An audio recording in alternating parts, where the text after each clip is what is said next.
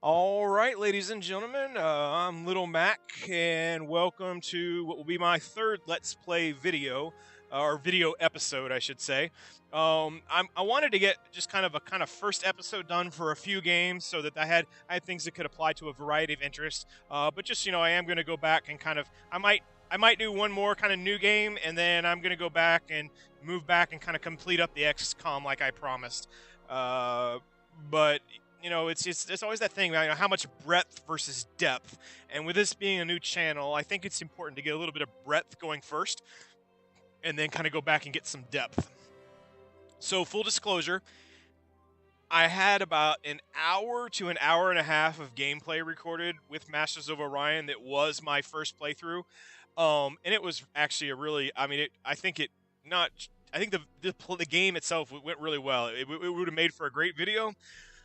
Unfortunately, I've had my first lesson learned in this new endeavor of mine, which is check your stuff before you start using it. And after being in the Army, I know that, and I don't know why I didn't do it.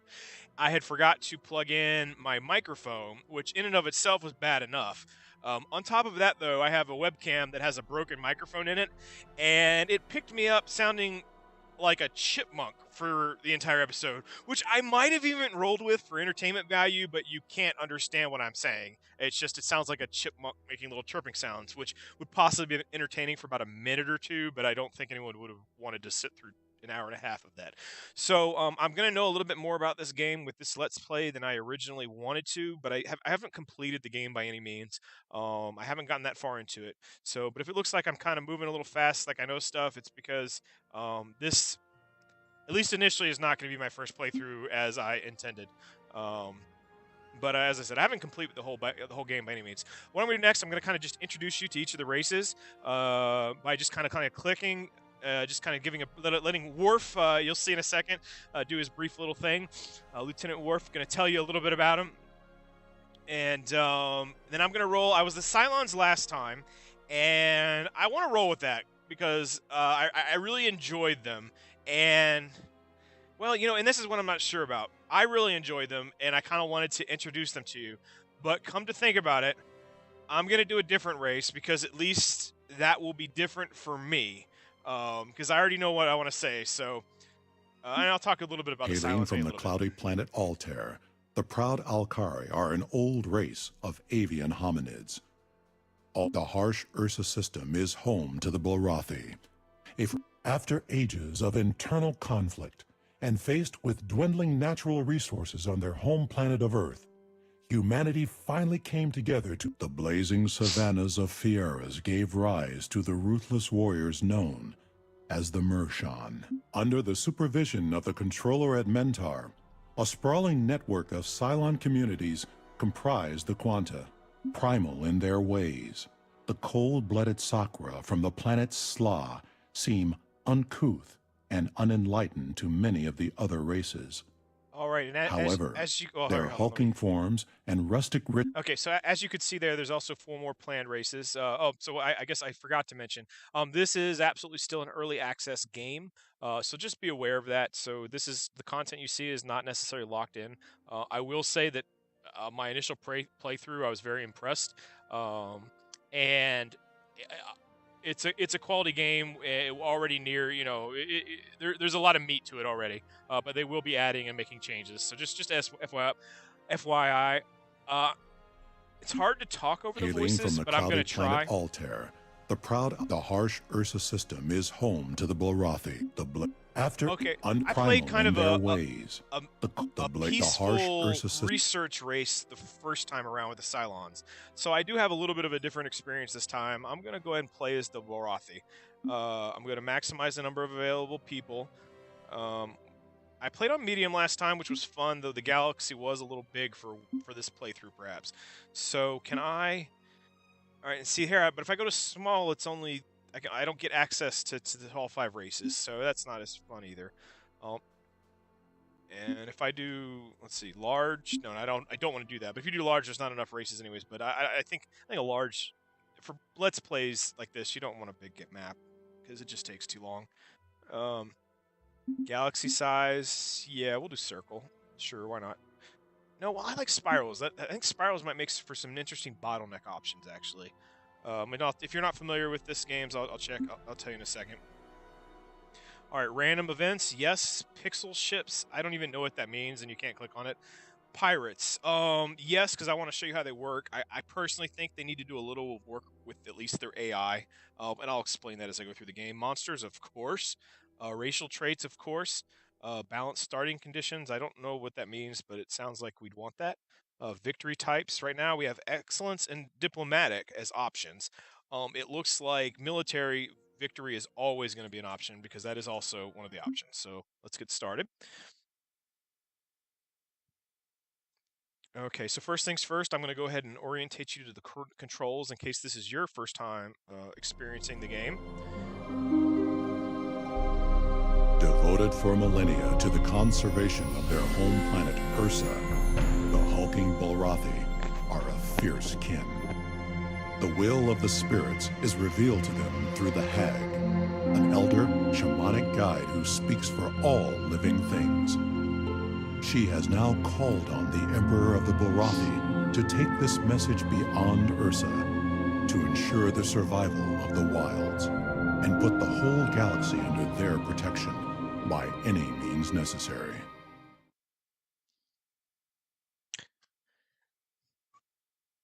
All right, so the first thing you're going to notice, and it was true with the Cylons. All hail the pride and honor of the Bulrathi, the thickest of furs and the sharpest of claws.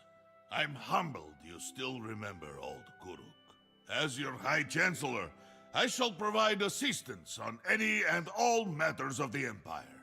I've seen more than my share of battles, and hope my experience will help you on your campaigns. All right, so as you can see, the voice acting already is really good, and you're going to see more and more as you go through. If you aren't aware, I did do some research, not so much on how to play the game, but on it was early access games. I really do research on the developers before I make a purchase. There's just too much shady stuff going on with early access nowadays, or actually since the whole thing started, to be perfectly honest with you. So I always do research on the devs first before purchasing early access. This is a very reputable dev team, and they are actually working with some of the original makers of the Masters of Orion series, which, oh, by the way, as you play this, if you start thinking that this is a ripoff of Galactic Civ 3, be aware that actually Galactic Civ 3, I wouldn't call it a ripoff, but its foundation was learning from the original of this game. So those of you who did not grow up in the golden age of video gaming like those of my generation did, just be aware that in case you didn't know, this is a remake of the originals, which actually come with this purchase, which is pretty cool. So if you've never played the old school games that kind of I'm 37 years old, even though I know I might maybe act a little young, but it's really fascinating to have grown up as a kid through that age and then see how things have progressed. And I'm really interested actually to find out kind of how the current generation of the millennials essentially perceive gaming moving forward. And I like to always hear how their thoughts are on that older generation of games. But that's not the point of this Let's Play, so let me not go off on a tangent. But you'll see that the already really great production value, great voice acting. They've got professional voice acting. You've got Lieutenant Worf. You've got Luke Skywalker. The actors. As I said, I follow I follow characters. I don't follow actors. Sorry. That's how I do it. I do know Luke Skywalker's Mark Hamill, but he's one of the rare actor names, and I know Harrison Ford. But unless they're super famous, so if I start addressing on my character names, just realize that's why. Anyways, point being, they hire professional actors, some really high-quality actors, such as Mark Hamill, Lieutenant Worf, and I thought it was awesome when I found out that the humans were Q, from Star Trek, and great quality voices you'll see. And I'm gonna move on here and speed this up here in a second. I just want to kind of give introductions, and another thing I want to say is, so I played the Cylon, and his introduction was neat, nothing special, but it was good. But the Cylon assistant, I loved to hate. He literally is one of the most annoying creatures and people, but not in like a truly irritating way. So it wasn't like I didn't cringe. It was just he was annoying in a fun and very entertaining way that just, I'm not a violent person and I still wanted to punch him in the face, but not, anyways. So I'm really sad that you guys missed that because that was my first introductory experience.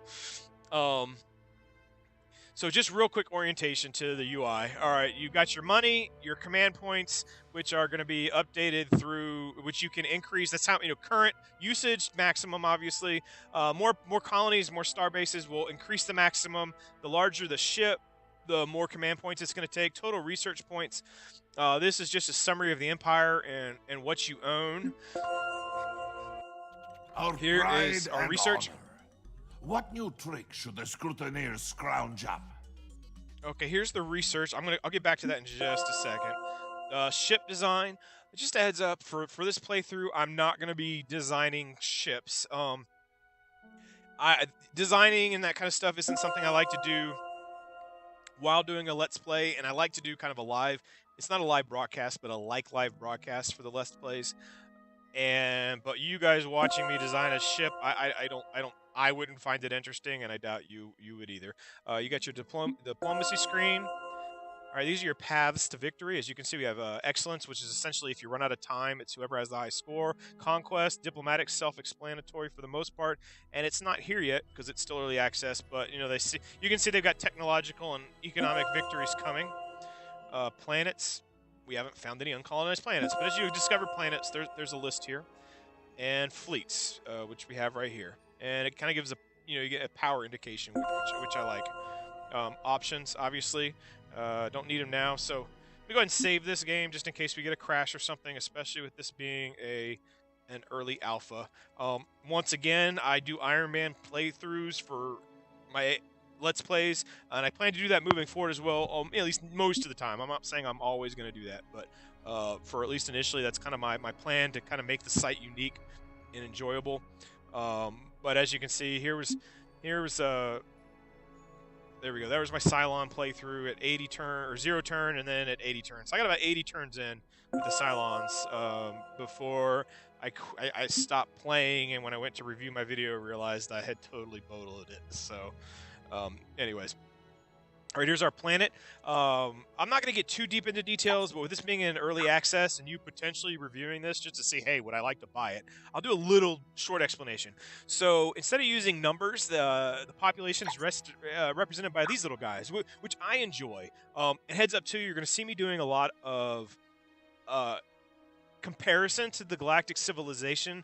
The reality is it's inevitable. The games are just so similar. It's really hard not to. Because I'm reviewing this game and I'm going to be publishing and promoting it on this game's forum, I'm going to kind of focus my dialogue in a more positive manner towards this game. Not in a promotional way, not in a way where, I think I'm picking one over the other, but so Galactic Civ 3, great game, love it. I've played it a ton.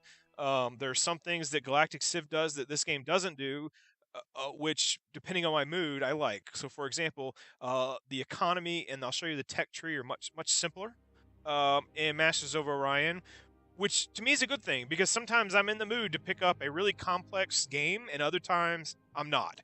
And this is a great game if I kind of want to do that 4x4 experience. Or I should say if we ever want to do that 4x experience, but you don't have the time or aren't in the mood to sit down and really get into, the nuts and bolts of being super efficient. And once again, as always, I play for fun, not efficiency. So if I'm not being super efficient in what I do, it's because I don't want to waste time trying to be perfectly efficient, because I do this for entertainment value, for fun, for me and hopefully for you, and just to provide a service. And I don't think I'm providing a service. There are plenty of people out there who will crunch the numbers for you. I could be the person, but I don't enjoy doing it, so I'm not gonna be that person. And we'll drive on. So this is our population. So I think in the game, the first one, each of these represented either 100,000 K or 100,000,000. So around 1,000,000 people. But I'm going to use them just because we've got 6, 7, 8 dudes. So if you really want to understand, it's about 8 million. But I'm going to just say, hey, we got 8 people here. One of the things I like about this, and they may have done this before, and it just wasn't as transparent. So there's diminishing returns the more people you put into something, and I really like that, because it's true to how economies work in the real world too. You can't just keep adding bodies and expect to be getting the similar levels. So I enjoy that. Another thing is, so you start off with a colony ship under production. That's one of the things I figured out pretty quick too. It's they don't get produced in one turn, but you've got one that's ready to go for the next turn. And here you got our population credits, defense of the planet. You can kind of look at that. Well, so that's the number of Marines. Start off with 4. We get to 9. Morale and pollution. So as the Cylons, my morale started at 100%. They do not here. So I'm going to do manual, like a manual focus, which I find very interesting. Because somewhere you can set the taxes. I've got to remember where. And I'll kind of explain that in a second. All right, we start off with some gold. I don't know how random the original world starts are, to be honest with you. I'm just not sure. And you know what I also realized? I didn't really look at the bonuses. I do know that these guys have a production bonus, but I didn't look at the other ones. You can guys check that out later if you want to go back to the beginning. All I'm going to worry about now is it's the production bonus, and I know they're kind of geared for warfare, so that's how I'm going to play this time. I'm going to be less focused on technology and more focused on being aggressive. And I'm trying to get out of the habit of saying a lot. I've already found out that I do that a lot, and one of the techniques I'm going to try and do is to kind of take pauses for a second when I need to think, as opposed to saying that. So if I kind of make some weird pauses, it's because I'm trying to train myself to stop using the word, because I hate it.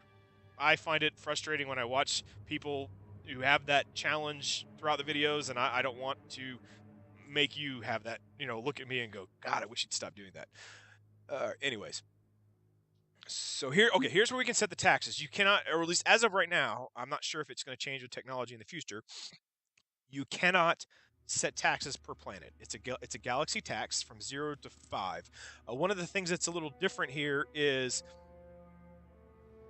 the tax does not have a direct impact on your production. And what I mean by that is if we go to 0 tax, it's still 3 to 210. If we have 1 tax, it's still 3 to 10. The only thing it affects is your morale. And as far as I've seen so far, the morale event doesn't directly affect this in terms of its percentage. Where it gets affected is, okay, so we have 2 pop, 100, or 2 BC, 100, 3 BC, 90, You 4 can BC. trust me on this. You can read that real quick if you want. I'm not going to... As I said, oh, by the way, if there's anything you want to read, you're just going to have to pause the video and read it. The reason why is I know some people don't like to sit there and read it. And I honestly, I can be one of those people when I'm watching a video too. So I'd rather just keep this thing moving along. And if you really want to read something, just, pause the video and you can read it. And so, okay, so as you can see, it doesn't directly affect, but after you get to a certain thing, they go on strike. And it's pretty much the equivalent of losing a production unit, somebody on production, and then that's how it starts affecting you. But since I haven't seen any negative consequences to having my morale here, and I haven't observed where having a high morale helps with anything, it potentially could help with the growth rate, but I haven't seen anything that proves that to me. So I leave it at 3. Okay, so I've explained that, and I think it's all right. Now it's time to kind of get started. And there again. All right, I'm gonna try to stop doing that. Here is the research. Pride and honor. What new trick should the scrutineers scrounge up? Okay, so as the Cylons, I initially had government learn. Oh, actually, I think I had government and physics learned, potentially. I believe I did. So one of the benefits, the Cylons... again, all right. All right, as the Cylons, I had both of these. And I still had to research down here. So a benefit of the Cylons is they obviously start with an additional tech, which is a nice kind of benefit. But I don't find like something like that. It helps early on, but not so much later on. All right. So I'm planning on being warlike. So there's no point in researching that. I have not found. I didn't find this to be incredibly useful in the game, and I didn't research it until quite late. Econ, I might get into this. So trade goods, I thought that was going to provide an ability to trade, but it doesn't. It just it's kind of like the housing, and it's after you've produced everything, it's that item that you can click on to have your production go to economy. All right. So another thing, so typically too here, and this is a lesson I've already learned not the hard way, but I've learned, is cloning centers. That's usually where I want to prioritize because it really assists with growth, which is what we want to do early on. And the problem is the text of the dialogue shows you that the intention of the center is to assist with population growth, but the screen, when it gives you the effects of population growth is affected, it says it's affected by negative 25%. Obviously, with the description, that's not intentional, and it's obviously, the problem is I don't know if that's a typo or if that number is being pulled from an actual value in the software. So I didn't build them last game, and I'm not this game because I'm not sure if they're really going to help or if they're going to hurt. And so I'm just going to kind of ignore them, whereas typically I'd be prioritizing them. But to the devs, if you do wind up, or any of the devs, if you do wind up viewing this video, I'm going to point out little things that either, I won't even say criticism, because I love this game. I really enjoyed my playthrough so far, but there are some things to be fixed, and I might point out some things that are obvious errors, and provide some feedback on my perception and things I would like to see changed. I know I may not be representative of the entire gaming community, but I'm just going to point that out. But no matter what I say, realize I think this has been an amazing game, and I'm really happy with both the purchase and where I see this game going, and really where it is now is wonderful. So I'm going to focus less on planet growth and more on expansion. Because the Cylons, I kind of was slow and steady, and I really focused on building up and moving through the tech tree. Oh, which, by the way, let me show that to you real quick as well. So here's the tech tree.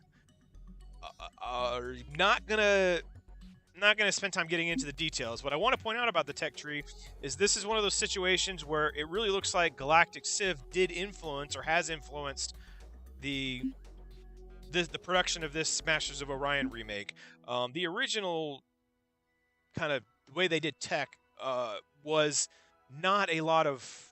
It wasn't intuitive, and it's obvious they've taken Galactic Civ. You can trust me on this. Who did have a better thing and apply it, but it's not a bad. Games influence other games, so that's not a bad thing. In fact, just like Galactic Civ was obviously inspired a great deal by Master of Orion, it's good to see that the developers are humble enough to realize the stuff that Galactic Civ got right and work with them as well. All right, so I'm going to leave the frigate here for right now. It's the only armed vessel we have at the moment. The scouts are unarmed, but so far, even without building anything, they seem to have the potential to travel throughout the entire galaxy. So just be advised on that. And so let's move through. So I'll talk through how the movement works. I do want to start. I've talked for a bit, as is fairly normal for the beginning of these videos, but now it's time to get into the gameplay. So let's get to doing that. So I'm going to put him on hold. There are pirates in the game, and you can trust me on this. Okay, first colony ship is ready. Awesome. All right, I am going to go with the automated factory first because I want to focus on building ships, of course, but what's the best way to build ships? Increase your ability to build them. So we're going to do that first. And I want to talk just for a second, for those of you who may not understand, about how what really makes this game different. And in my opinion, I prefer this travel method. So, oops, these are essentially warp points, and your travel is limited by these warp points. You can't travel out into space like you can in Galactic Civ, which I honestly prefer. Everybody's preferences are different. The thing with Galactic Civ is, like, military star bases are pretty much useless in my opinion. Oh, and I'm gonna leave this colony ship here just because why commit to a direction when I don't know what's there yet? And why that's important is once you start traveling down these lanes, until you research some pretty late game technology, I think, you can't change direction. You're committed. So you start moving somebody, especially down like a long lane. So each of these dots represents a turn. So it's going to take 1-2 turns to get there and 1-2 turns to get back. So we're talking about a total 4-turn travel time just to get back to the system, minimum travel time.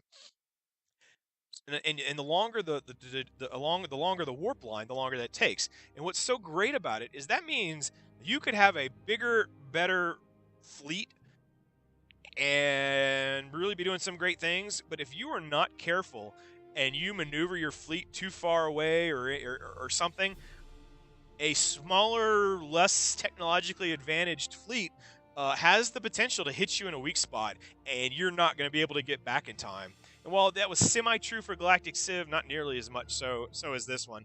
And another thing, okay, I'll talk about this next when we get to building the factory ships. So that the next point I want to make, I'll wait until we do that. Welcome, stranger. I am the Empress of the Mershan Pride. If you scratch our backs, we'll scratch yours. All right, I have to laugh because I commented on this in the initial playthrough, semi-unintentionally, but I might as well bring it up again because I you saw me laughing. All right, this is a very sexualized introduction. And at first I felt a little guilty because I thought maybe I was just being a bit of a pervert because she's obviously a cat. But as you're going to see as we get to know her a little better, I don't feel quite so bad because that was obviously the dev's decision or design decision. In fact, let's go talk to her right now. I don't have a problem with it. Something like that. I think it's done more comedically than anything else. I don't find it personally demeaning, but I'm not a woman either, so women will have to speak to that one. What is it, cur? Oh, never mind. She was a lot nicer to me when I was a Cylon. Okay. I'm listening. That was mean. You were mean to me. Don't colonize close to us. Yeah. I balk at such meager offerings. Oh, you do you? Well, F you then. You will regret this, you filthy mongrel. We'll see about that. All right. Not necessarily the smartest thing to do, but I think it's going to make this more fun. So let's go. Let's get her done.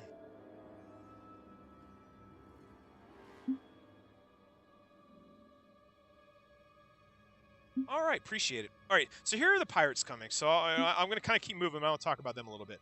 I like the kind of having the pirates in the sense that it kind of gives you some stuff to kind of have to defend against, even if you're not at war with anybody, especially in the early game. The one recommendation I would give to the developers, if I had the ability to communicate with them, would be they need to improve the AI on them quite a bit, which maybe they're going to do, and they just hadn't gotten around to it yet. All right, I don't want to head that way because I don't want to go near their frigates. So what we can do is start exploring these planets, though. And I'll talk that for real quick. So you've got your size, biome, and mineral. At the end of the day, you typically want to colonize every planet you can, but you need to prioritize too. So I'm not going to be sending my colony ship there quite yet because that's just not worth using the colony ship for.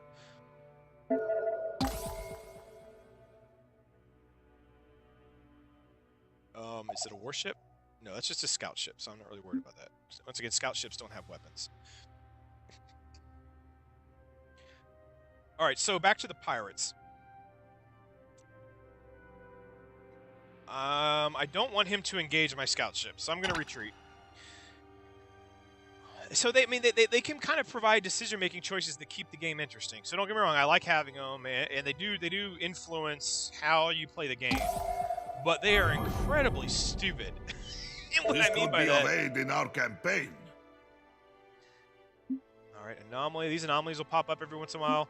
Definitely useful. I've only captured 2 of them, but one gave me a brand new technology. Well, actually, both gave me a brand new technology, which you can never. That's never a bad thing. All right, this planet is huge, so a lot of people in the long term could be pretty beneficial. But with the biome being where it's at, I'm not sure that's going to be a good early game planet to colonize. You come across the broken remains of an unbelievably advanced. Oh, I should have let you guys read that. I'm sorry. It seems that old ruin still held some wisdom. We should pay our respects to the long departed. I actually did not mean to research that. I never actually picked a research thing, did I? I talked and talked and talked, but I didn't do it. And I actually did not mean to do that. Because what I really want is to get myself some destroyers. Alright, because especially if we're going to go to war, we need to start prioritizing.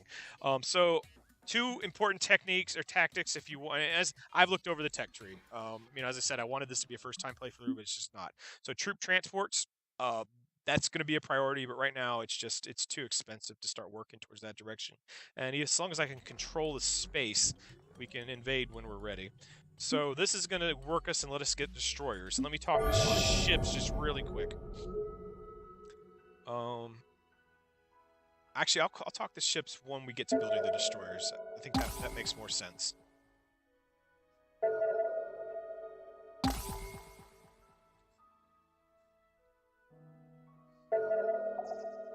All right, so back to what I was saying about the pirate ships. So, in my last playthrough, I had my home Hear planet, me out, Highness. which had a starbase on it. That the pirate ships, I wasn't sure how strong they were, but they're not strong at all. Not in the slightest. Which initially, if you're gonna have them, make them worthwhile, because I wasn't thinking, and then I realized, if they ignored my home world and had gone to some of the less defended worlds, they might have made a difference. Alright, I really need to get some ships built, though. Alright, so as you can see, the frigate right now, we're going to have 3 neutron blasters on them. Oh! Okay, this is interesting, too. The Cylon frigates, generic versions at least, started off with 2 missiles and 1 laser cannon or something. So it looks like the ships are kind of unique too. And I don't know if it's a bonus or what. I'll have to look into that later. But it definitely looks like these ships are just naturally a little bit stronger. The hull points are the same. And once again, I'm not going to be designing ships during a Let's Play. I might do it between episodes or something, but not right now. I'm going to work with what's provided to us. Alright, let's get some more frigates up. We need some more combat vessels, especially since we just decided to go to war. 15 turns for 5? Let's do it. Though I might change that once the destroyers are made. Oh, wait. Do I have to wait 15? Hold on. 5 times 3 is 15. Is that going to make... I don't know if that's going to potentially make me wait 15 turns before I get any. I'm not sure. So let me change that. Especially since committing, it doesn't look like we're getting a bulk discount or anything. So let's just go ahead and go with the frigate. I don't see any I don't see any necessity to buying it outright right now, even though we could. So let's just keep driving on.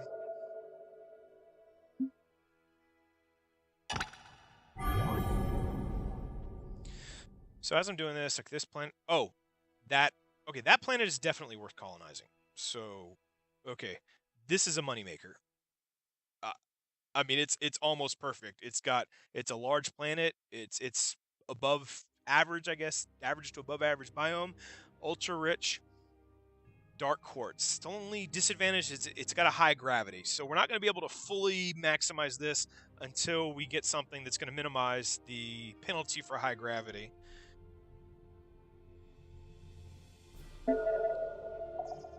But we want to go ahead and claim it before somebody else takes it.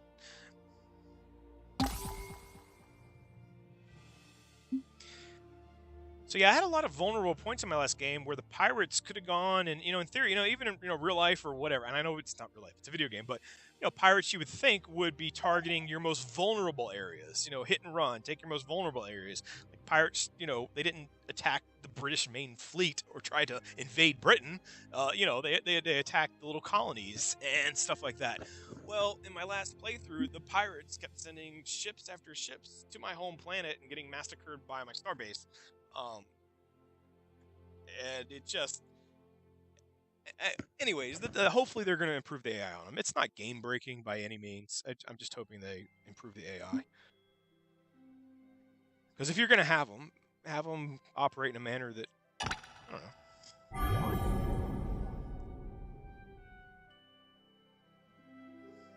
All right. Also, not really worth heading to.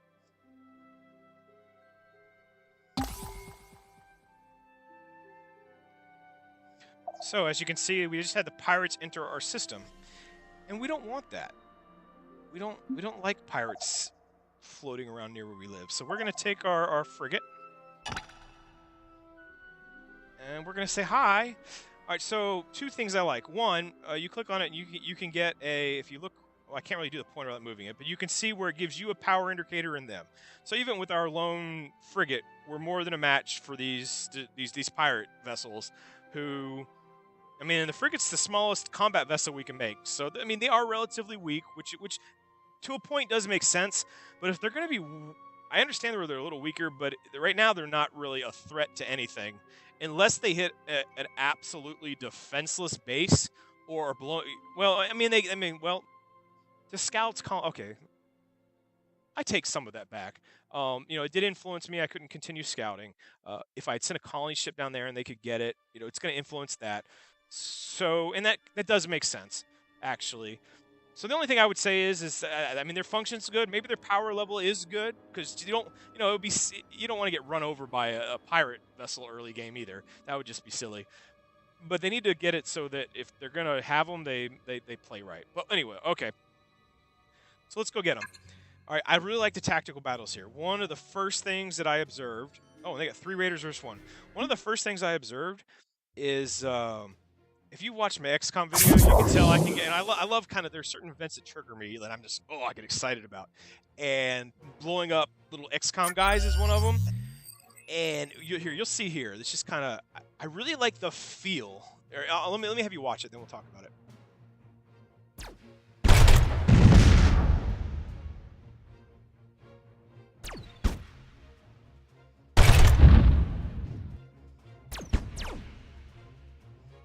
All right, you can see it shows damage, which I really like. I mean, I really love how that you can see, you can tell this ship is damaged.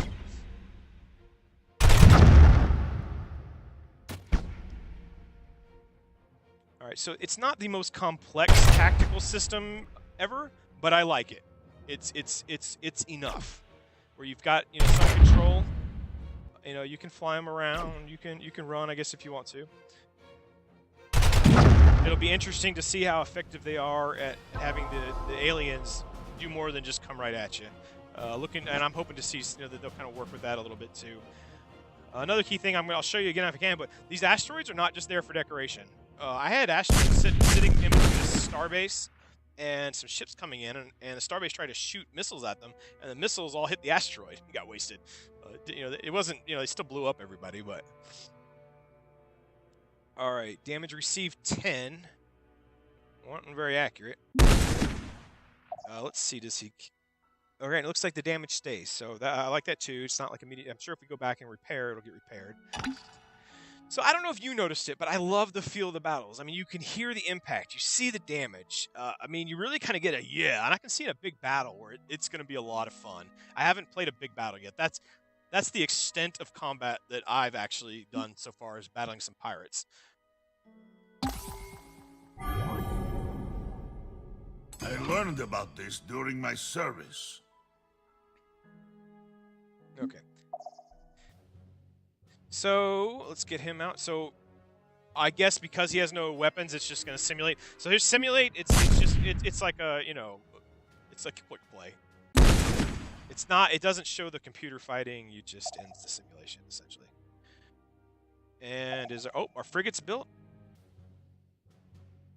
And you can see if you engage in combat near a starbase, the starbases get involved. And what I'm really liking too, and it really adds to what makes unique's probably the wrong word, but what really makes this such a big difference between, for example, Galactic Civ with these space lanes, is you can build these star factories. Oops.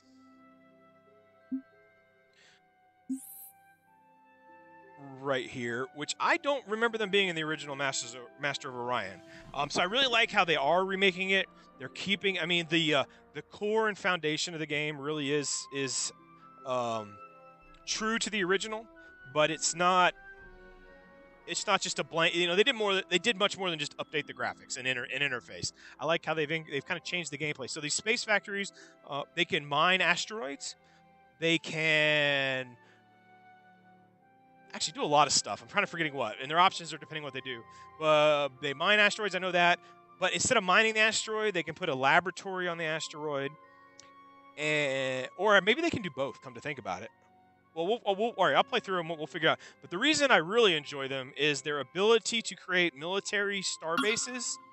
And I'm probably not going to continue building that, by the way, but they can build military star bases at any warp point where you own the system. And so and the starbase will participate in any attack. So essentially, if you have a starbase and a fleet, anyone trying to come into your system. So if they're in once they're in your system, you can attack them, but they can maneuver. You can't block them from the planet. Even your planet could be well defended, but if they can choose to ignore it and go around it. That is not true for warp points. If they warp in and you have defenses there, you can engage them, and your starbase will participate in that engagement. So, unlike the starbases in Galactic Civ, which either you'd build one or two, and you just go, if they do it, you just go around them. If you do it, everybody just goes around them. And it's not worth the investment to build across your entire border a bunch of military starbases. I've done it before because it's fun and neat, but it's certainly not the best use of resources, no matter what time you're playing. And half the time, it's great until you expand, and then they're no longer useful because they wind up becoming well inside your territory anyways. That's not quite the same here, which I really enjoy. They've made a lot of great design decisions. I'm glad that they kept this way of doing things. That was a wonderful design decision. Oh, and real quick, just a quick thing. So you look at the map, I will tell you, it is very smooth. It's almost a pleasure to maneuver around the map. And to just fly around the map. Just clicking on the ships, there's something very fulfilling about clicking on the ships. And in the combat, there's just something like, really, you really feel like the boom. Whereas in Galactic Civ, it's not bad watching the ships fight, but I don't ever really have a yeah moment. Where I kind of had one of those moments when I had a frigate going up against about 4 pirates. It was just kind of in the last game. It was a lot of fun. And now we're gonna move on now though. So I've got my frigate. I want to send him here in case they start trying to mess with my scout.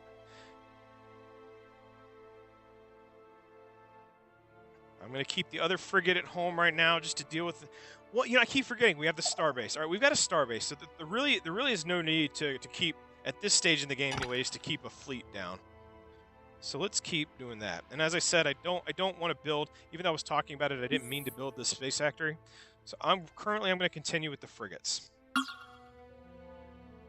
And I am going to go ahead and scout. I kind of want to see what she's got going on over here. Oh, speaking of the devil, let's see if we can hopefully take that out.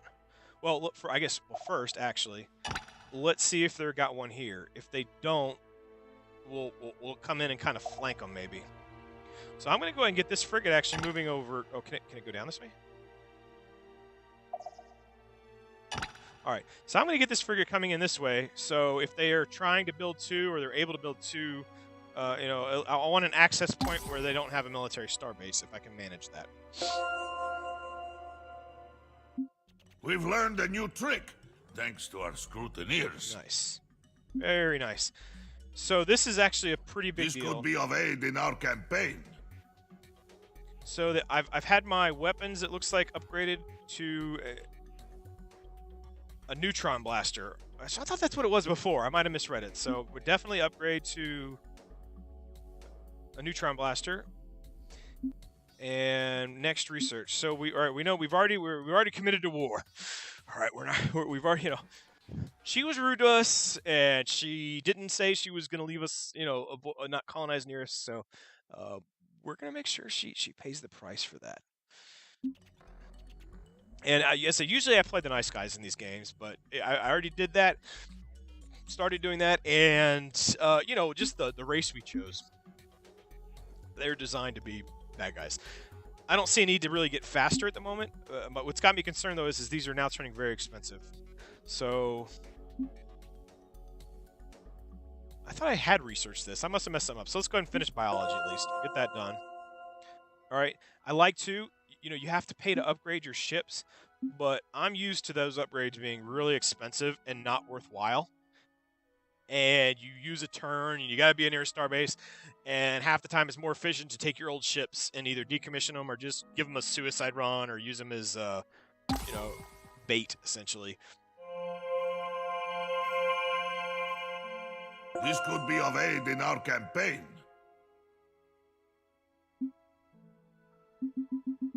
All right, I don't see where they're talking about, to be perfectly honest with you, unless I'm missing something. I really want that anomaly if I can find it, but when I hit view, it didn't really show us. So it might be one appeared somewhere where we can't see right now. I'm going to make that assumption. We've learned a new trick, thanks to our scrutineers.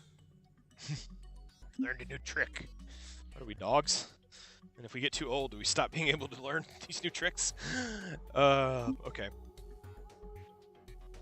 Now I'm a little concerned just because of how expensive this is. All right, so I'm definitely going to need to work on getting some factories built too. But before I do that, well, upgraded missiles would definitely be good. A drive would be nice, but I don't see it as necessary at the moment. All right, so the electronic computer, I do know that helps with accuracy, and shields are going to be really useful. All right, both of these are going to be really useful. So to increase, I guess, survivability or accuracy. I'm going to go with accuracy for right now, because if we can hit them more than they can hit us, the shields aren't going to matter.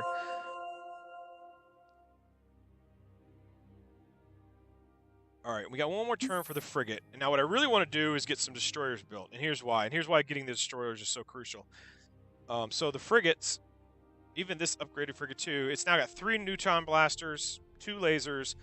It's a 2.5 speed and 30 hull points. All for essentially 27 production or 3 turns. The destroyer is 58 production, so it costs a little over twice as much, or almost 3 times as much, but not quite. But look, we've got double the hull hit points. Our speed is a little slower, but not much. So already we're looking at a ship that's more survivable and you can repair. And on top of that, we have 3 neutron blasters, 4 nuclear missiles, and 2 nuclear bombs, so we can bomb planets. Oh, I was so worried we were going to have to get transports. No, let's just bomb them. Well, no, but if we invade them, I think we get to... No, that might not be what I want to do, unless we absolutely have to. So what... Okay, this is a colony ship. I hope we can beat them to whatever they're doing. We'll find out. I thought that was maybe going to be a cruiser or something. Highness, this is important. Absolutely. Let's go.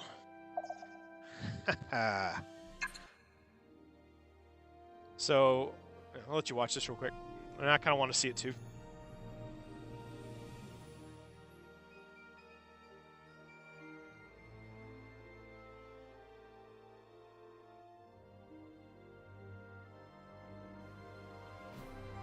All right, so just, a neat little cutscene. Nothing special, but it adds to the atmosphere. I'll probably, I don't skip cutscenes that are new, but I'm not going to keep viewing ones that we've seen before. I'm going to skip. Obviously, as usual, somebody can tell me, but I've never really found a reason why you would not want a factory to be your first build. Except for some very rare occasions, it always just seems to make the most sense. Because well, you're going to want to build things. The best way to build them is to build them fast. And so that helps. Now, I'm not seeing where... I mean, we could purchase this destroyer. It may potentially be worthwhile, but it's going to take up all of our money. Which... What have they got going on over here?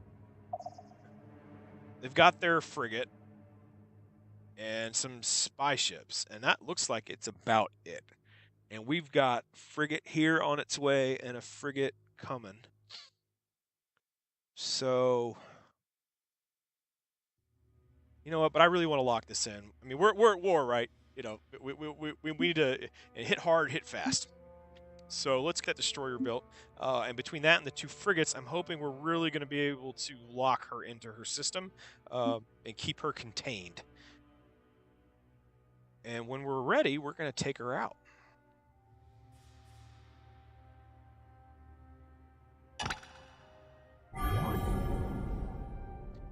All right, I don't know why that's red.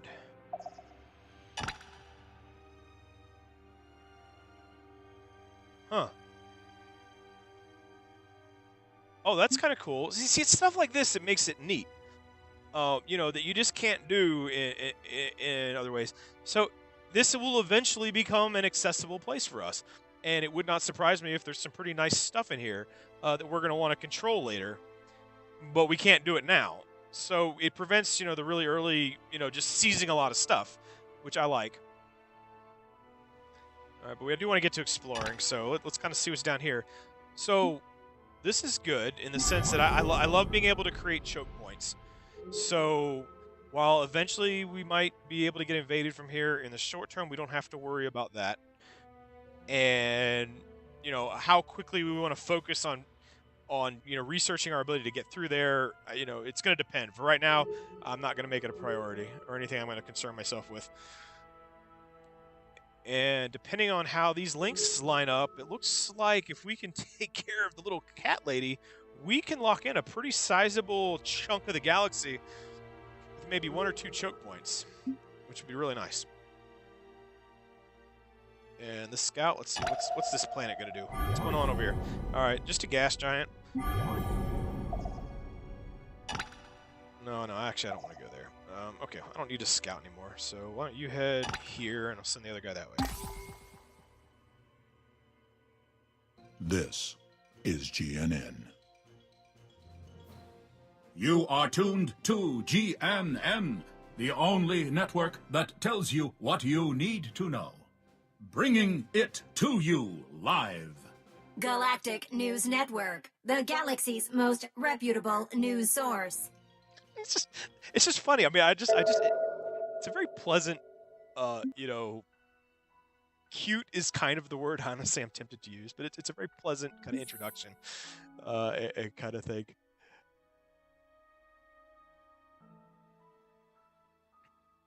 All right, so I do want to get some research, though I want to be building military vessels. The reality is, if we're going to go military, we need to research down the military tree, and we're too inefficient at that at the moment. So we've got our destroyer. I'm going to start moving him up over here too.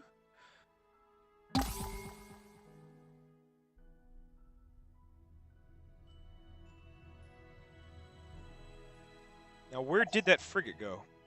I could have sworn we had a frigate over here somewhere. I think did I accidentally move him somewhere I didn't mean to go? Or was that a scout? Okay, maybe that was a scout. Never mind. Okay, so can you go this way? Yeah, why don't you go ahead and do that?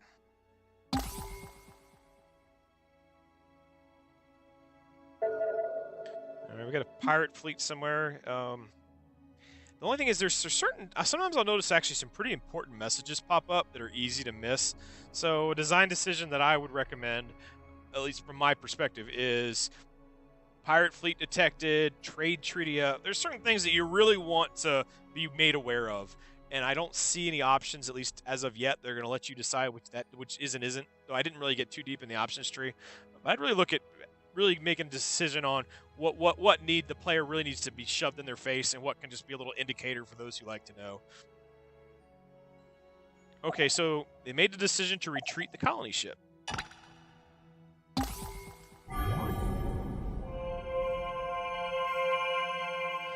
All right, now see what's good here is, okay, the pirate ship's coming, but guess what? He can't turn around, and I don't think he's going to be able to engage us in space, so we're just going to... He can keep going. He can do his thing.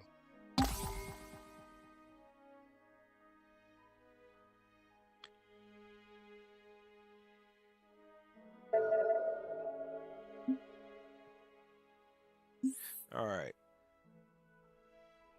So we got it at now. Just for the exact same reason as I stated before, at least want to get the lab up. Once I've got the labs up, I'll probably will start focusing on getting the military up. I mean, we're already pretty decent for this stage of the game, I'm thinking. But there's always, of course, things that could be improved upon.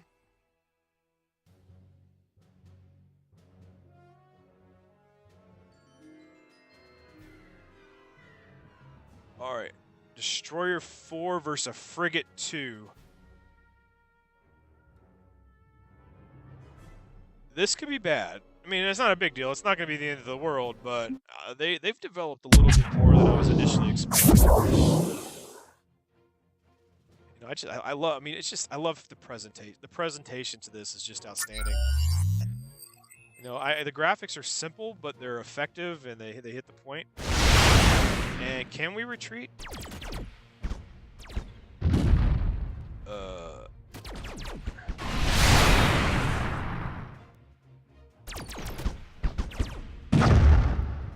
Okay.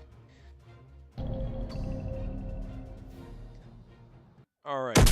I may have gotten a little bit overconfident. I did not realize that destroyer was there. Honestly, or the frigate, but I really didn't realize that destroyer was there. So we're now a frigate down. Bye-bye. And what I need to really do now is make sure I'm combining the fleets as well. All right, so we've got our factor, we got our research up. We're getting some research in. Population's coming up, and I don't necessarily think they can build destroyers. Well, no, they have to. You start with frigate. All right, so they obviously are able to build destroyers too. So now this is going to turn into a production war, which isn't a bad thing because we, I believe, have more colonies than they do. We have 2 versus their 1 is my suspicion. And 2, we have a production bonus. Oh, I thought that was a scout ship I sent all the way down here. Man. Okay. Well, let's get the frigate moving. I don't think he's going to be helpful for a while, but we'll at least get him kind of going.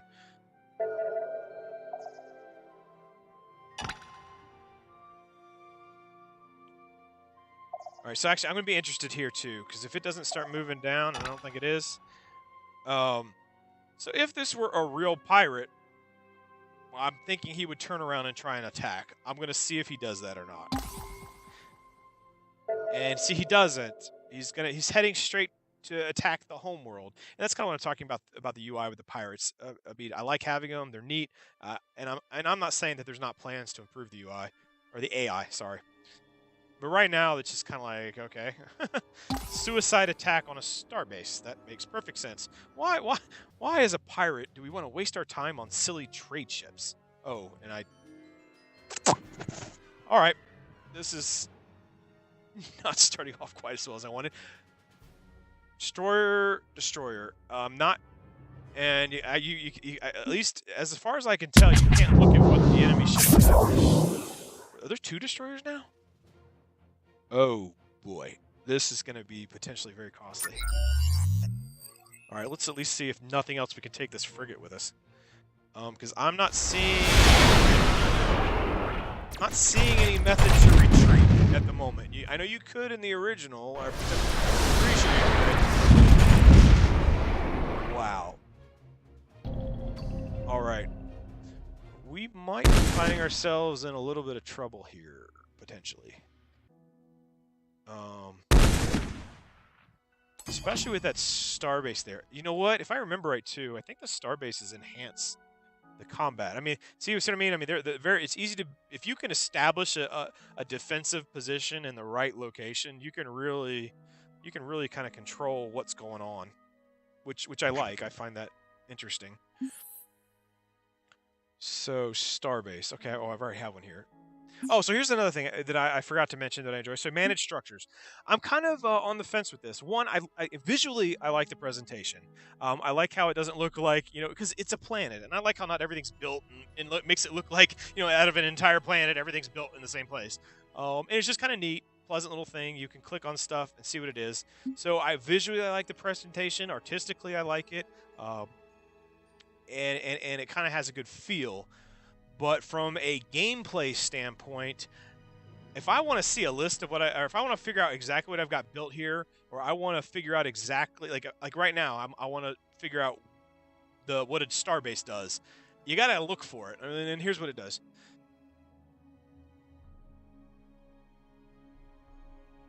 Okay, so it doesn't help the ships directly, as in it doesn't make other ships better, but it does provide command points, and it increases repair, and most importantly, it's armed with the most up-to-date weaponry. So obviously they've got that Starbase built there. Let's hope we can prevent one from getting built here. And let's hope they don't come in behind us.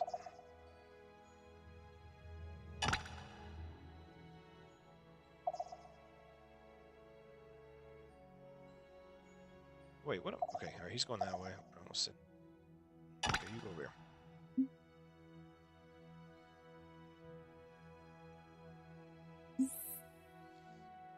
I really want to get a population up, but we need to. Right now, we need to have a decisive engagement in our favor. Again, so we just lost a frigate and a destroyer, and they didn't lose anything. And of course, they're on their way. Not good. And destroyers come with bombs. So this colony I was so proud of, we might well lose it here very rapidly.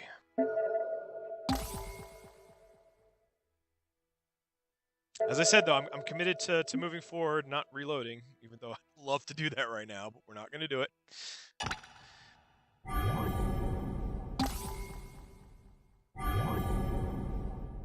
I must stick out my claws on this matter. Okay, good. So worst case, at least we're still moving forward here. Some setbacks, but I don't think insurmountable setbacks. And I did have 2 destroyers, right? I thought I did. Oh no, I built. That one's in progress. All right, I don't want to send him up here. As much as I'd like to get a fleet, the reality is if I send him up here now, he's gonna get destroyed. I think we're just gonna have to.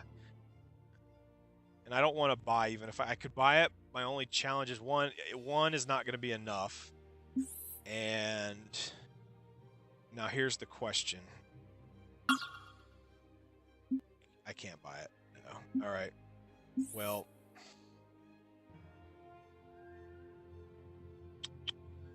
Yeah, no point.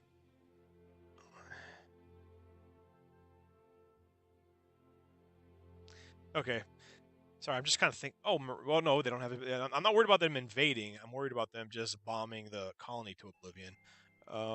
Okay, it looks like I still get credit for that destroyer, though. Good, good. I don't have destroyer, so I'll keep building it, and we'll see what they do.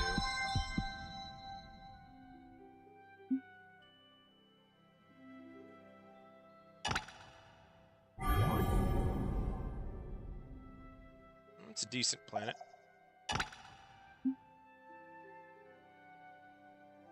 All right. Once again, another. All right, so that's good to know, I guess, is the best way to say that right now. Okay, Ursa Prime has grown. Oh, we got another population. Is there anything about that I'm going to find immediately useful? And the answer is, unfortunately, no.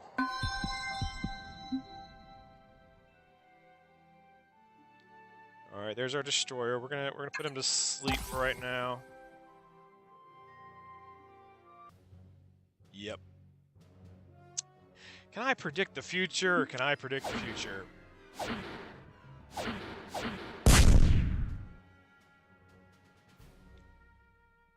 Interesting, though. Cause damage, but we're still alive. I'd buy that for $1. So let's go ahead. Let's get our second destroyer built. And what I'm hoping is we can get these 2 destroyers and meet up with this one getting produced. And I think then we potentially should be good to go if we can last that long.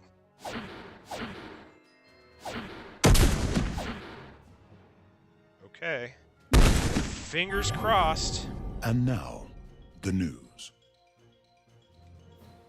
Galactic neighbors should take heed as the Cylon Quanta has taken over another planet. It's a race to the top for sentient beings across the galaxy. Thank you, Mr. and Mrs. Reporter Robot. Also, yes, you probably have observed the princess coffee mug. I'm proud of it. My daughter gave it to me because she loves princesses, and because Daddy loves princesses too. Because his daughter right now, well, to be fair, she loves video games. I've done a favor for the boys of the future. Loves Star Wars, loves video games. But back when she gave me this, she was into princesses, and Daddy loves his little princess.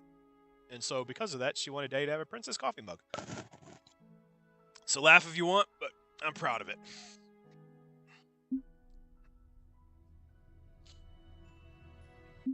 We've learned a new trick, thanks to our scrutineers. Okay, so we've got our electronic computer. Our accuracy's up. This is good. Absolutely, we want to update This it. could be of aid in our campaign. Here's what's got me concerned, though. We've got a destroyer 2nd class, and our frigates are 3rd class. They've got a destroyer 4th class, or their destroyers are 4th class. So I'm not even sure we're going to be completely able to go toe-to-toe with them. But we'll find out. We're going to find out the hard way, one way or the other. And let's get some shields now. The only thing is they had a lot of missiles, didn't they? And shields don't protect against missiles. And us having missiles would be pretty nice. Oh, our destroyer is gonna have them. Yeah. Let's upgrade our missiles. It seems like that's gonna be a smart thing to do at the moment.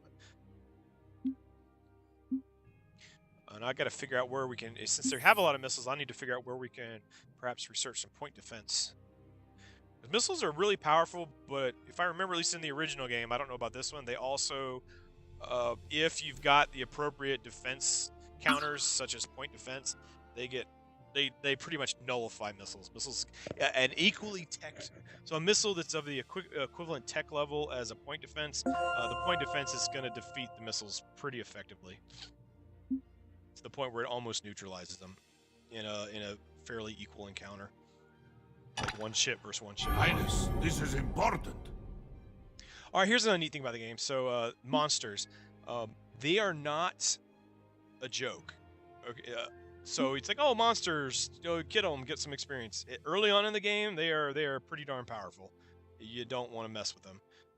So we're going to leave him alone, but the trick is why finding him is important is when we are able to take him on, and you don't have to be super powerful. You just got to be prepared for them. If you take them out, they're usually guarding some pretty effective planets, or some pretty nice planets. All right, come on. Nope, we didn't make it. Oh well. C'est la vie. You'll be remembered. Oh yeah, and if you've seen one of my X-Plague videos, or one of my XCOM videos, oh, I'm glad video game things aren't real. We'll put it that way. All right, so this is good. The reason I'm saying that is, at least for right now, we can't be approached from here. We're going to wait till we get here to verify, but it's looking like they're not going to be able to travel through here.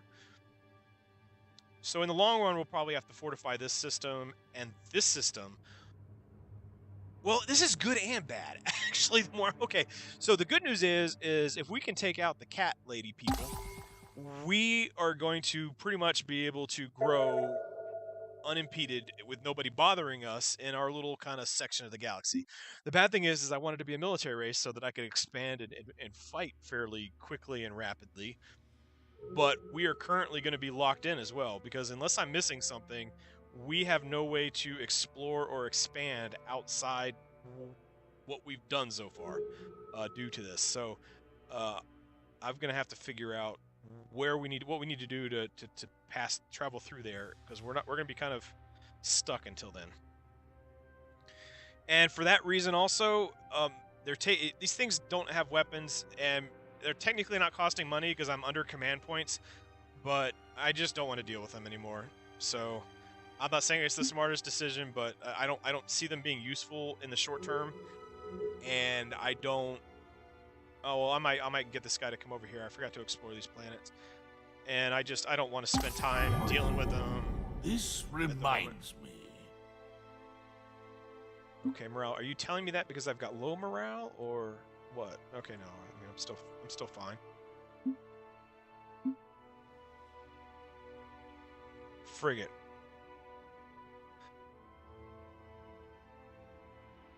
Okay, so the colony ship is going to be vulnerable, but he's being protected by the starbase, and I'm not positive, but I believe.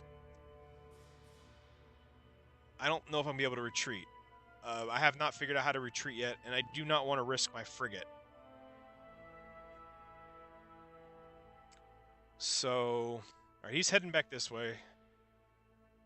I don't want to lose track of this guy. Man, I don't like how long it took to get over there. You know what? I might try to get those drives researched now. I'm finding the drives might wind up being more useful than I originally thought. I'll have him. Oh, yeah, well, I haven't really. So, did we find anything really useful in terms of planet? I know this will probably become useful. Oh, yeah. Well, actually, not as useful as I had thought it would have. And okay, it does look like we can travel here, but once again, I didn't experience this in the last game, so I don't know how they kind of decide this. But it looks like once again, I'm not going to be able to travel there. But I'm assuming they can't travel to me, so not fully blocked off like I thought it was, but blocked off enough for the moment where I don't need to worry about anybody stealing any colonies down here or anything like that. Stealing, I mean, like I own them already. Hey, you know, when I play these games, I'm like, well, I own the whole map. I just haven't claimed it yet, officially.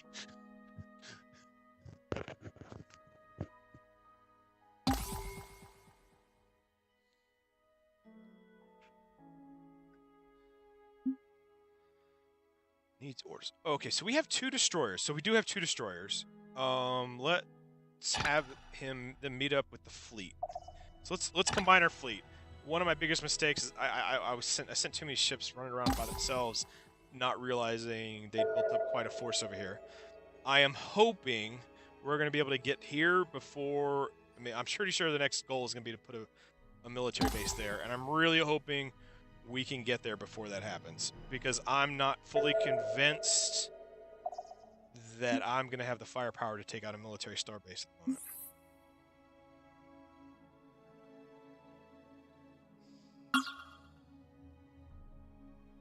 Okay, so what I'm going to do, though, is as long as I'm not starving, which I'm not going to worry about food for right now. I like growing, but okay, we're not starving.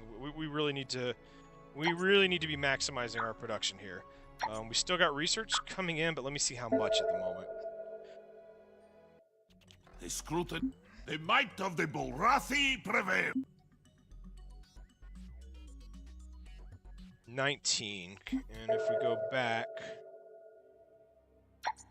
how much of a difference is he going to make? So he's not really helping here, and even though, you know, 1 production versus 1 research, obviously it's going to look like that one, even though it's only 1. Let's see how much of a difference that's going to make for us. The scrutineers are Yeah, sniffing I mean, for huge secrets difference. as we So speak. 13. That changes it to 5, and oh, and you know, I just saw it. I could have just looked at it right here. I'm being stupid. So 1 turn versus another 3 turns. All right, I think right now I'm going to leave it like that. But I'm not going to worry about growth though. So, all right, so looks like now we're gonna have. All right, so we got 3 destroyers. I'm getting a little more comfortable.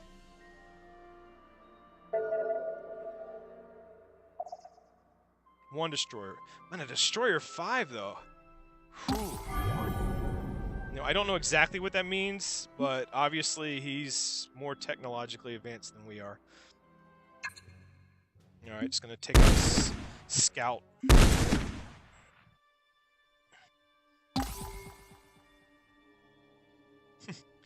Let's go take out some pirates.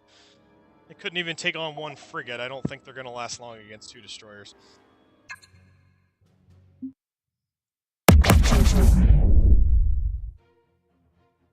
Also, you're going to notice each race's ships are unique, which I also enjoy. And that's kind of true for other games, but there's really a big difference. Boom!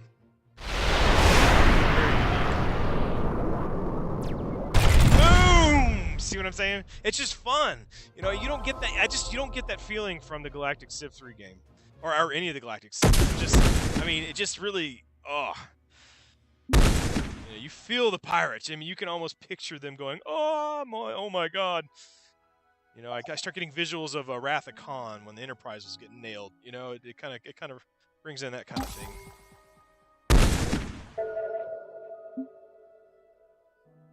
All right, okay, we're okay.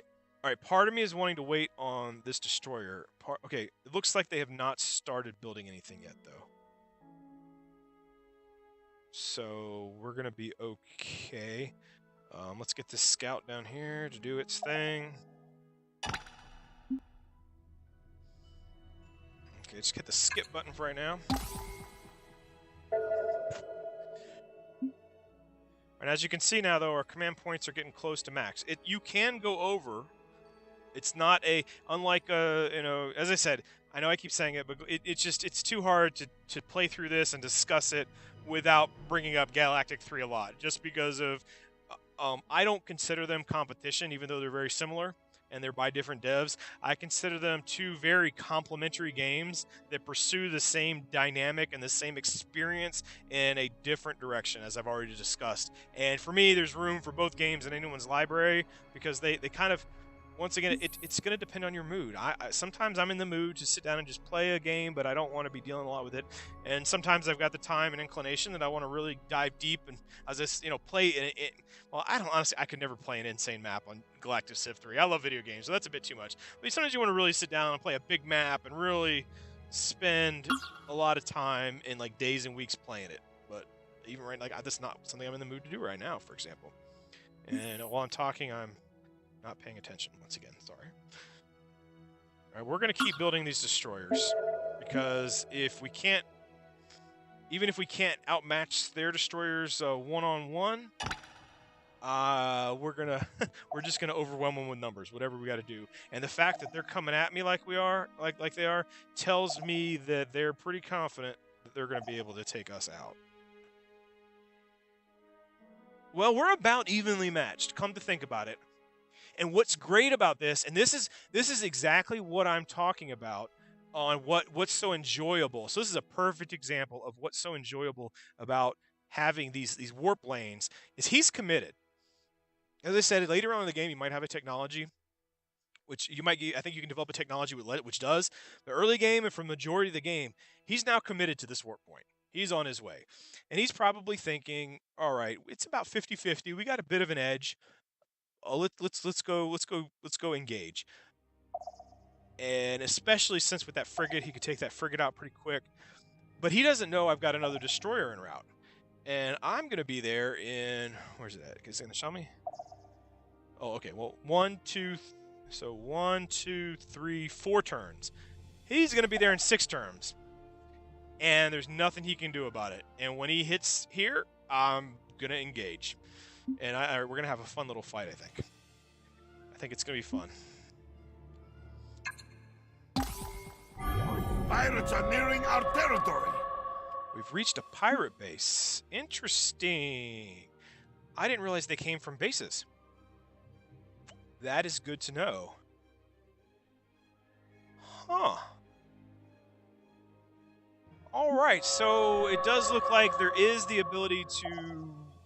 Oh, by the way, I can see all the planets now when I enter a system because of something I researched. Just a heads up. The scanner lets you do that. That's why initially you have to individually scout planets. Now you see all of them.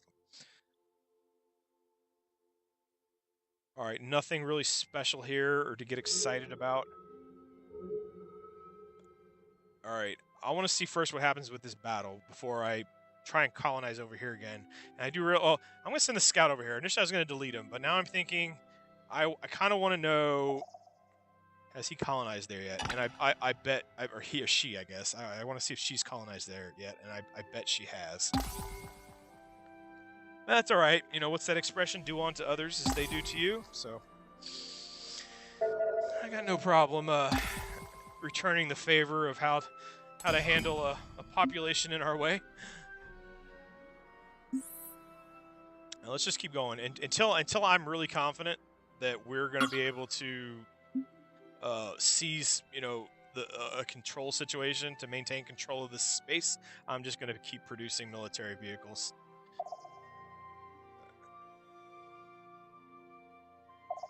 And these destroyers are pretty money. We've learned a new trick. Awesome, and Thanks to our scrutineers. just in time. One more turn, just in time for the battle too. Perfect timing. Of course, we're gonna This upgrade. could be of aid in our campaign. All right, so now we've got for this, you know, for the early stage of the game, I think we're gonna have some pretty powerful missiles. It's at least gonna be equal to what she's got, hopefully better. I do want the fusion drive, but by the time 16 turns gets here, we're already going to be in her system. So it's not immediately helpful. For the same reasons, that's not immediately helpful. Now, do I want to focus on shields? Okay, once again, the shields, I want them. They'd be helpful, but the battle, basically, the war is going to be decided here in one turn. Depending on how this battle goes, that's going to be the deciding thing. So what we need to do now, I think, is I'm going to assume the best. Let's assume things are going to work out well, and let's go through and try and get these troop transporters as quickly as possible. All right. So what are we looking at? So now, all right, we've got the advantage, not a huge advantage. We've got one. I tell you, our victory chance looks like it's not that high, though, for whatever reason. But let's see. Let's just see how this goes. And it should be fun, even if we lose. It should be a fun little battle. So it is favorable. Did this? Oh, we never upgraded those destroyers. That's why. So we got 4 destroyers and a frigate versus their 3 destroyers. Numbers-wise, we're looking good. What's got me concerned is they've obviously. They're a lot more upgraded than ours are, so we'll see how this goes. I think I'm going to focus fire on that Destroyer 5 if I can identify it. Because obviously it's a little more powerful, but I'm... Okay, so I'm assuming that's the Destroyer 5.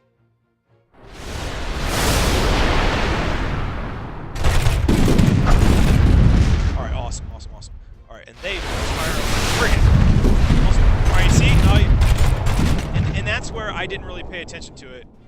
And that you can see where those asteroids can be really effective if you get good at this and can maneuver, use them to keep missiles from being effective. All right, awesome. That actually worked out a bit better than I initially thought it was going to. All right. Sayonara. All right. So we've got 3 destroyers. 1 looks like it's about gone. Now, I've kind of got 2 options here. I've got 2 destroyers left, but they are not upgraded. I want to secure this system before they get a constructor made, but I don't want to lose the advantage we have right now either. So, let's head back to Terra Prime, get repaired, or not Terra Prime, Ursa Prime. Get repaired and get upgraded. And in the process, we're still building a destroyer. And we'll keep building destroyers until we're sitting over top their homeworld, basically blockading them in. That's my goal right now.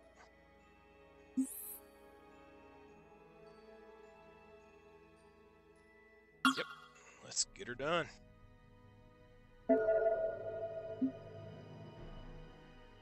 it's guard at the moment. This Okay, could be of aid in our campaign.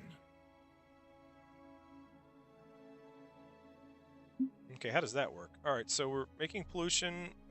Where can I see it? And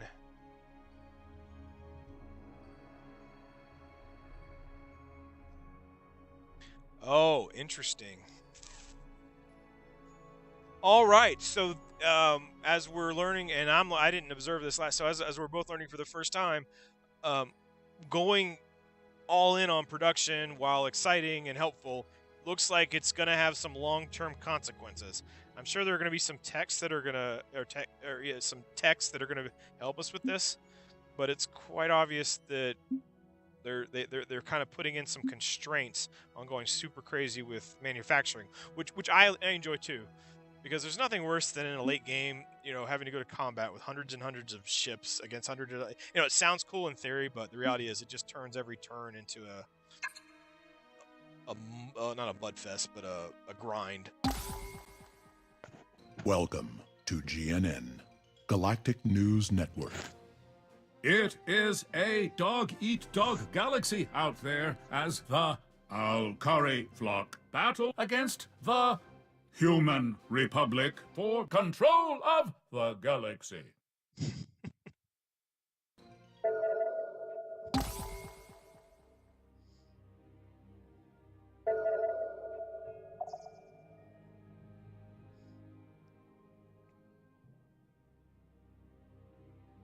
Not good. Okay, so this is definitely a situation we're going to want to take up pretty rapidly, or fix pretty rapidly. Alright, I'm just going to simulate this. We've seen that. The pirates aren't going to stand it. And that's what I'm saying. Why did they attack me? That just seems like not the smartest decision on the planet. Alright. I'm thinking... Wait, why did I do that? No, go back. Go back. I don't know why I did that. I thought I told them to go... I could have sworn I told them to go back here. Apparently, I did not.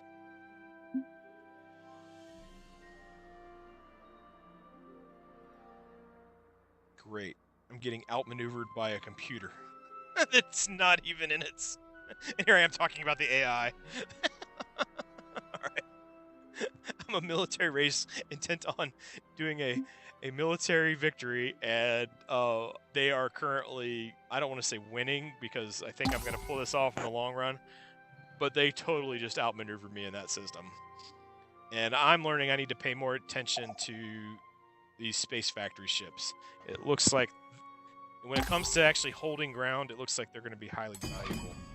I'm curious, too, if a military outpost can attack on its own. Does it need a fleet to initiate combat, or can it attack on its own? That'd be something I'd be curious to find out as well.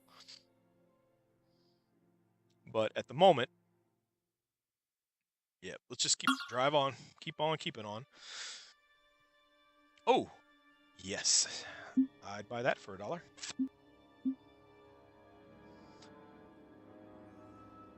Alright, so it looks like the destroyer does repair itself in transition.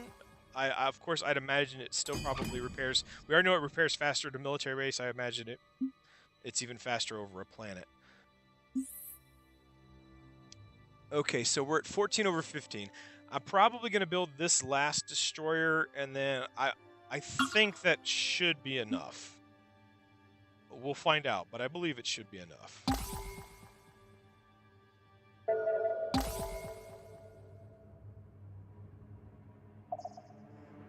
Yeah, I mean, we've got quite the little fleet here. But can we up... Oh, they just moved. So let's see now if we can upgrade the fleet. I'm hoping we can. All right, awesome. Upgrades. So our upgrades, 90. Ooh, that's more expensive than I thought, but we can afford it. And it's not that expensive. I mean, it's pretty manageable.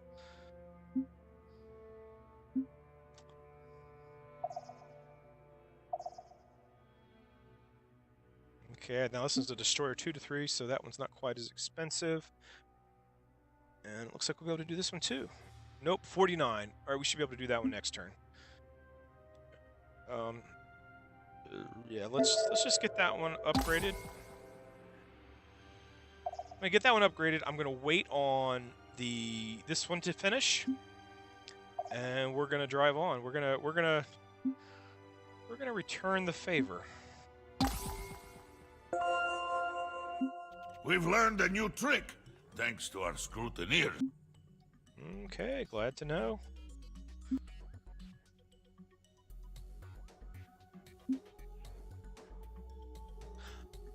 Oh no, did I research the wrong one, or do you need to research both of these to do this? That's really my big question. Either way, I still think that this is going to be the most immediately useful for us. So we're going to keep moving on with it. And did I build? This is the thing. I don't remember if I built the research facility. I think I did. So once again, especially to the devs, if you do, if I'm privileged enough for you to watch this video,